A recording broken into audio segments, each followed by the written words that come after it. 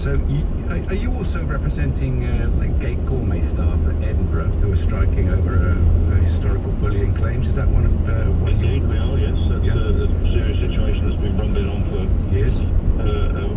Over a year now, where we've had bullying managers that have intimidated our staff, and we won't put up with it. Right, so it's all out on that one as well. Listen, tell me this: what does it take to be a guard, and how much are they paid? So people can make up their own mind about what's going on here. You said that they're safety critical. I mean, I can't contradict you or not. I just think it's a real shame that we're doing this again. So what does it take to be a guard, and how much are they paid? Well, what they're paid is irrelevant to this dispute. It's about who does the job and whether our members are replaced. We've got collective agreements on all the train operating companies on rates of pay and conditions of service, but the safety regime is about communication with the signal, about communication with the driver, making sure the passengers are safe, radio communications, knowing the routes that they travel on in detail, knowing the evacuation procedures, fire procedures, and the whole range of more than 25 safety responsibilities. So how many guards are you worried about losing here as train managers take their places, or at least that's proposed? And also, I think it is quite relevant how much train guards are being paid, because presumably management are trying to save costs by losing some. They're trying to save money, aren't they? Yeah, they are trying to save costs. These people are called train managers, it's a modern version of the term guard. There are a couple of hundred guards working on cross country, and the railway wants to bring in a form of flexibility, as they call it, and efficiency, that will replace and merge many jobs. And eventually next year, we believe they're going to bring proposals, and this is a sort of taster for that will eliminate, or try to eliminate, thousands and thousands of jobs from the railway. Are they 50 grand? Are they 40 grand? Are they 70 grand? What are they plus pension? Well, they're not on 70 grand. The salaries for this grade are quite modest. They're about £35,000. Is that right? Okay, Mick. Well, what do you got as a message to people whose plans have been disrupted because of all this? Well, we're very sorry for the disruption. We don't want to go on strike. Our members won't gain any money. They're not looking for a pay deal out of this. They're looking to preserve the role and the efficiency of the job within a properly prescribed safety critical regime. So we apologise for that. We've been trying to speak to this company for many months, and they finally decided 3 or 4 weeks ago that they were going to implement and impose their changes. So we had no choice but to respond to that in a democratic mandate that our members voted for. So if the company is available to speak to us about the agreement we've already got, we can get back around the table and solve this dispute as quickly as possible. So you're not talking at the moment, Mick? Not talking with them? Well, we've spoken to them just before Christmas, and they said that they're going to impose the changes. Right.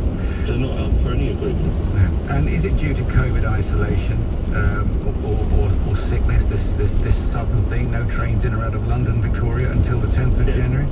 Well, a major engineering work that go on over the Christmas and New Year period on the railway anyway, they have got severe staff shortages, so that means they're having to change that timetable, and they're taking advantage of what was an engineering blockade anyway around Victoria to extend that for another week. But there are severe problems on staff shortage. Our members are out there every day dealing with the public and mixing amongst people, and so they've got the same infection rates, if not worse, than other members of the community. So we watch those figures along with the industry, and that they are climbing as they are with everyone else. And our members are told to isolate along with everyone else and take their PCR tests, and when they recover from that, they'll be back at work. Yeah. And there is a spreading infection on the railway. Is it a lateral flow test first, followed by a PCR? Yes, it's exactly the same regime that the government recommends that people follow. Mick, thank you very much. Take care of yourself and a happy new year. General Secretary of the RMT Union, which organised these strikes. Angela Epstein is a journalist, broadcaster, columnist who writes for the Mail, the Telegraph, and a few others over many years at the top of her profession. Hello, Angela. Good morning. Good morning, Andrew. Strikes, pretty predictable stuff, isn't it? It's absolutely lousy. I was quite astonished listening to Mick Lynch just then. I've never been an advocate of strikes. I know they're enshrined in the statutes. People have the right to protest. But when it comes to industries where we are a captive audience, basically you're holding the UK here to ransom. And I think that, does he not, do his members not understand the mood of the country at the moment? There's this massive disruption, which of course is what they want. It's going to paralyse people's plans at a time when by the government to have some kind of New Year's celebration. And what does it do to industry confidence as well? You know, we're being told, let's try and get back to normal, use public transport, you know, but obviously observe the protocols for safety where COVID's concerned. And now this, I think it's astonishingly misplaced. And what will it achieve? Well, presumably they are representing their members, and whilst you talk about the mood of the country, and of course May will have their agreement for you on that, but they're looking to protect their members, and they think they're being screwed over by management. It's an age-old story, Angela, isn't it? But that's the whole point. The fact that you said, you know, when you were talking to him, and you prefaced your comments by saying, and here we are again, and it's an age-old story. What does striking achieve? What does it achieve? Well, perhaps they would have been fired 2 or 3 years ago if they hadn't threatened to go on strike, and you know they've got to keep up the good fight for as long as they can. Well, maybe so, but I think everything has to be done. And we're living under very particular circumstances at the moment, singular circumstances, as we all know. And we're trying to somehow regain the normality that we took for granted before. We're all, you know, heartsick over the way that we have to live. And suddenly this comes along. And it's so schematic. Obviously it is. That's the whole point of striking. But, you know, if you think of the human costs, it just seems so catastrophically unfair. I just can't condone what they're doing. I mean, you know, I just think it's absolutely misplaced. I can't believe that Southern have taken the decision, no trains in or out of London Victoria until the 10th of January. Major engineering works perhaps are going on already, but that's absolutely massive. You know, I should have asked them actually whether staff are being paid or they have to take leave in those situations, but presumably Southern will have to continue paying the wage bills because they've called this off. I mean, I don't really know the full reasons for that. Well, this is the thing that always perplexes me about striking, because, you know, obviously striking is tactical because we want to do maximum damage. But equally, it's a bit like, you know, and I'm going to put my tin hat on for this one. When teachers say, you know, people say to teachers, oh, you get a 6-week holiday. No, we work through the holidays. I understand that. Well, why don't they strike during the holidays? Why don't they put down their pens then? Do you know what? 84850. If you want to lob a salvo at Angela for that, she's ready for it. She's got her tin hat. She's got her tin hat on.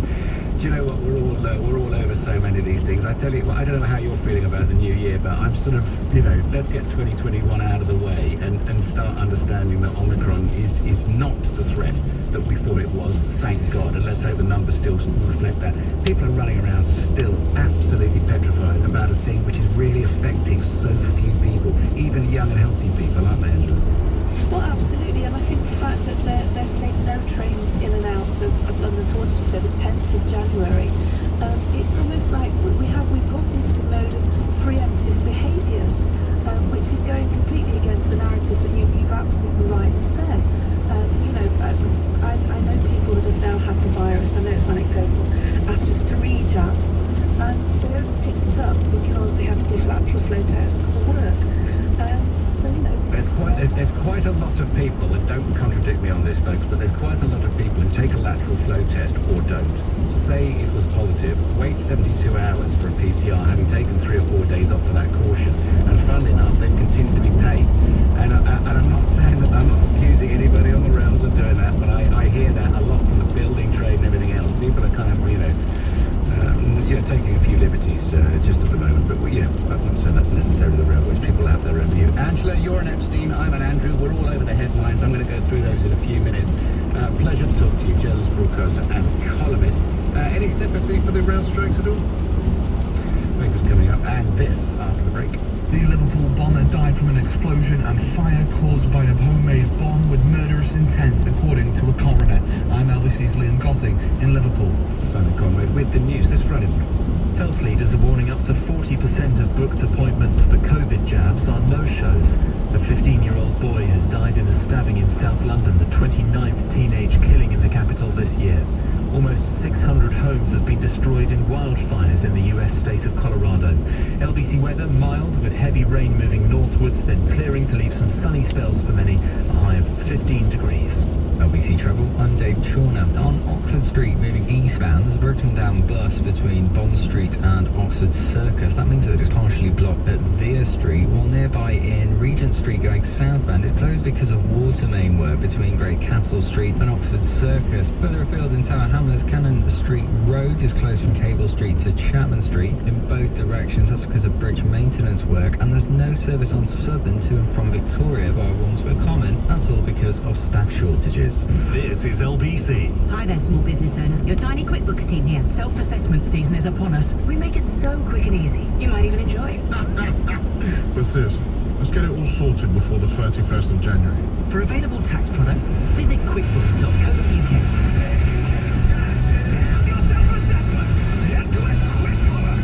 This is LBC. Every cat has a tale to tell. So for pet insurance policies as unique as they are, visit petsinnapickle.co.uk. There's a revolution happening. A different way to sell your home. All across the country, people are discovering how it feels when you sell your home for free. Really, truly free. With over £1 billion of property sold in the last year, we're rated excellent from over 15,000 reviews on Trustpilot. Find out how you can sell your home for free at strike.co.uk. Strike. Feel free. The verification is at strike.co.uk/more. Omicron COVID-19 is spreading fast. Every adult in the country now needs to get a COVID-19 booster vaccine because 2 doses do not give you enough protection against catching Omicron. Boosters give you the best possible protection against the virus and should significantly reduce your risk of serious illness and hospitalization. Strengthen your protection and get boosted now. Visit nhs.uk/COVID vaccination. This Christmas, nothing's stopping us. Which is why you can tuck into 3 for 2 on any of our chilled party food with your Tesco Club card. That's a sweet deal. On savoury nipples. Tesco, every little helps. Cheapest item free available in majority of larger stores. Club card are required end 2nd of January.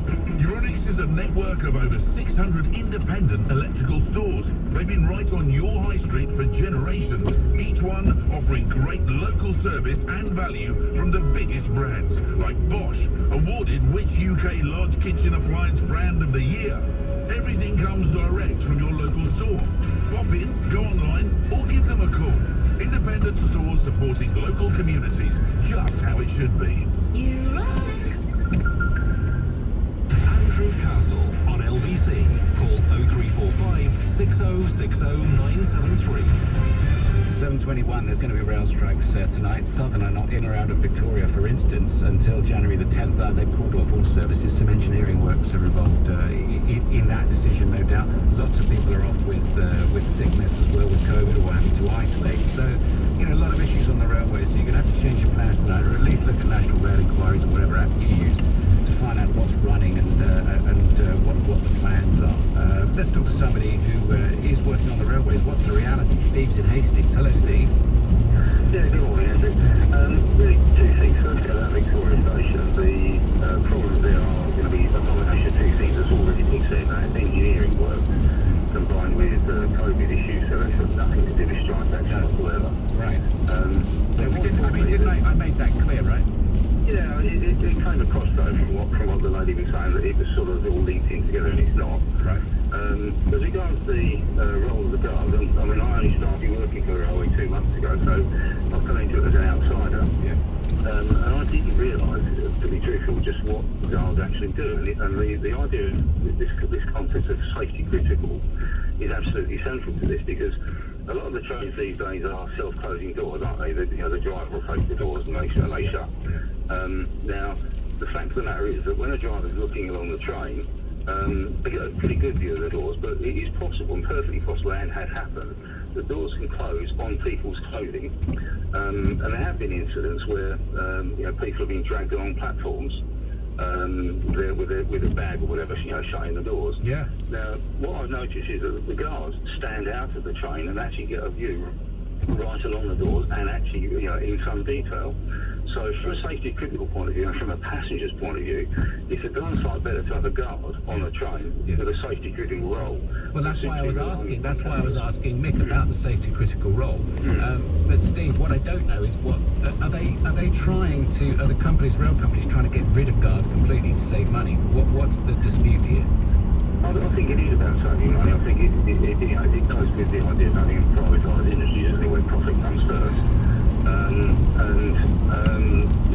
If they can save money by changing a role, then if they give the onboard manager the role of simply, revenue collection or whatever in the train, it's putting the entire safety critical side of it on the driver. And as I say, the fact of the matter is, if you look at a crowded platform, it's extremely dangerous to have lots and lots of people getting on the train without somebody at the close hand monitoring what they're doing. Yeah, can I ask you this, Steve? I know you've not been working there for that long. I don't know what role you do, but for instance, on the tube in London, there's no guards on there, and they've got automatic doors. Yeah, that's true. What I'm saying is that there will have been incidents in the past where people have been dragged along. It's a tough one. I know what you're saying there. It looks like they're the same things, doesn't it? Yeah. Are you happy working there, Steve? Is it good? Yeah, I think it's a terrific career to go into. I think it's something that I would certainly recommend that people look at. Not so much obviously the money is a big part of it, but it's got a tremendous. It seems to be anyway as an outsider coming in, a lot of career routes up through. Okay, glad to hear it. Glad to hear it. Take care of yourself, Steve. Are you out and about tonight, or are you getting an early night? Certainly not. I should be working on the railway later on this afternoon. Okay, great. And then home for a quiet one. After 10 o'clock tonight. All the best to you, Steve. Take care. 24 minutes past 7 is the time. Quick look at the papers. No, this is good. I saw this last night when I get the Times. No need for more COVID curbs, say NHS chiefs. And they quote Chris Hobson, the head of NHS providers. Severe cases remain stable as hospital admissions surge, but severe cases remain stable. And he says that what we're not seeing is a rapidly rising number of older people requiring either overnight stays or intensive care. This is really good news. Very tentative, but